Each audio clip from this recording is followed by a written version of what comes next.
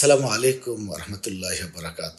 আল্লাহ রাব্বুল আলামিন সূরা জুমারার 10 নম্বর আয়াতে বলেন, যার অর্থ নিঃসন্দেহে ধৈর্যশীলদের তাদের প্রতিদান হিসাব ছাড়া পূর্ণ করে দেওয়া হয়। রাসূলুল্লাহ সাল্লাল্লাহু আলাইহি সাল্লাম একটি হাদিসে বর্ণনা করেন, মান সামা রমাদানা ঈমানান ওয়া ইহতিসাবান গুফিরা লাহু মা কদ্দামা মিন যামবি। যে ব্যক্তি ঈমান এবং সওয়াবের আশায় সিয়াম পালন করে তার অতীতের পাপ রাশি মাফ করে দেওয়া হয়। আবু হুরায়রা রাদিয়াল্লাহু হতে বর্ণিত, তিনি বলেন, রাসূলুল্লাহ সাল্লাল্লাহু আলাইহি ওয়াসাল্লাম হতে তিনি শুনেছেন, যার অর্থ 5 ওয়াক্তের সালাত, এক জুমা হতে অন্য জুমার সালাত এবং এক রমাদান হতে অন্য রমাদানের সিয়াম তার অতীতের গুনাহের সকল গুনাহের কাফারা স্বরূপ, যদি সে কবিরা গুনাহ করে না থাকে। শুধু দর্শক শ্রোতা, যেভাবে বলা হলো যে রোজাতে ধৈর্যর একটা পরীক্ষার একটা বিশাল একটা ব্যাপার রয়েছে, ধৈর্য ধারণ করতে হবে, ফায়সা কথা বলা যাবে না।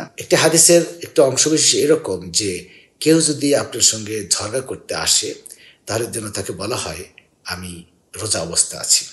তার মানে ঝগড়া, ফ্যাসাদ, অশ্লীল কথাবার্তা থেকে আমাদের এই রোজার দিনগুলোতে বিরত থাকতে হবে।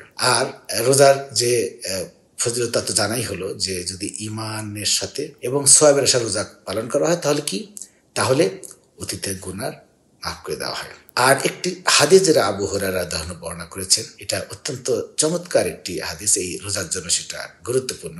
এটা নিয়ে একটু আলোচনা করতে চাচ্ছি শুধু দর্শক শ্রোতা। সেটা এই, আমরা রোজা এলেই আমাদের ইবাদতের পরিমাণ বেড়ে যায়। সারা বছর অনেকে আছে শুধু জুমার নামাজ পড়ে এবং 5 ওয়াক্ত নামাজের তেমন কোনো খবরই থাকে না। আর রোজার দিনে এত তারা যেহেতু শয়তান শৃঙ্খলাবদ্ধ থাকে, তারা এত ইবাদত গুজারি হয় যা চোখে পড়ার মতো। কিন্তু সেটাই তো নয়, সারা বছর এই যে হাদিসটা আবু হুরায়রা বর্ণিত হলো, যেটা 5 ওয়াক্ত সালাত জুমার নামাজ পড়তে হবে এবং রোজা পালন করতে হবে। তো তাহলে কি হবে যে একজন মানুষ সারা বছরই সে আল্লাহর ইবাদত বন্দেগী থাকবে এবং সেই প্রকৃত মুসলমান হিসেবে বিবেচিত হবে। তো শুধু দর্শক শ্রোতা, আমরা তাহলে আজকের এই দ্বিতীয় দিনের রোজার দ্বিতীয় দিন আলোচনায় আমরা কি শিখলাম? যে আমাদেরকে ধৈর্য ধরতে হবে, ফায়সা কথা থেকে বিরত থাকতে হবে এবং সালাত ছাড়া যাবে না। শুধু ইফতার করব, সেহরি খাবো এবং ইফতার পার্টিতে যাব, তাতেই সীমাবদ্ধ রাখলে সেই রোজা পূর্ণ হবে না। আমাদের এরকম প্রত্যেকটা রোজাতেই আমাদের ধৈর্যের পরীক্ষা দিতে হবে, পানাহার এবং ফায়সা কাজ থেকে দূরে থাকতে হবে, ইবাদত বন্দি করতে হবে এবং বেশি বেশি করে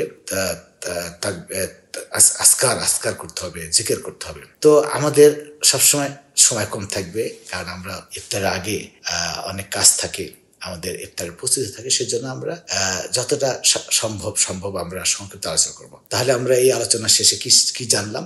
আবার আমি যদি পুনর্ব্যক্ত করি যে আমাদের রোজা থাকতে হবে মানে আল্লাহকে সন্তোষের জন্য এবং ঝগড়া ফ্যাসাদ থেকে দূরে থাকতে হবে। কোনো ঝগড়া ফ্যাসাদের কোনো অবতারণা হলে বলতে হবে আমি রোজাদার অবস্থা আছি। তো শুধু দর্শক শ্রোতা, আজ এই পর্যন্তই। আমরা আবার আগামী দিন আপনাদের সামনে হাজির হব ইনশাআল্লাহ এই আলোচনা নিয়ে। সে পর্যন্ত আল্লাহর রহমতে ভালো থাকুন, সুস্থ থাকুন। ওয়া আখিরু দাওয়ানা আলহামদুলিল্লাহি রাব্বিল আলামিন। ওয়াসসালাতু ওয়াসসালামু আলা রাসূলিল্লাহ।